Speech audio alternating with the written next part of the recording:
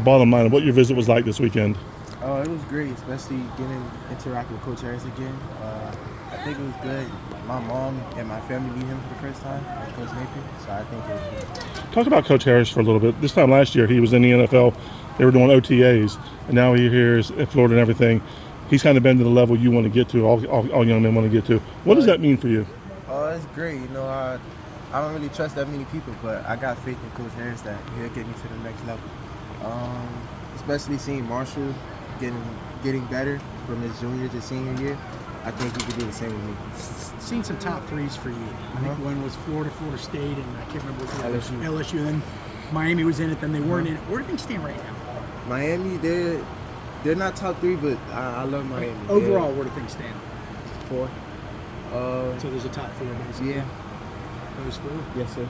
Is there an order to those 4? No, just top 4. And when do you want to have a decision by? Late July, early August before the season. If you were to pick Florida, what would be the main reasons why? Just seeing how they're developing their players, the coaching staff. They treat me like family. So there's not a lot of Florida guys from Dade County. No.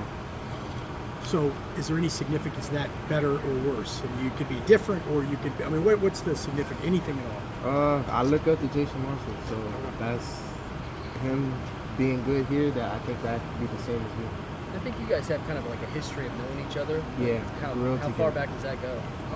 5, 6 years old. I used to play against him in football. I used to get beat every day, but I never gave up. So you spent a lot of time with him this weekend, and he lives this life. What was kind of just picking his brain? What was that like here, kind of inside the program with him?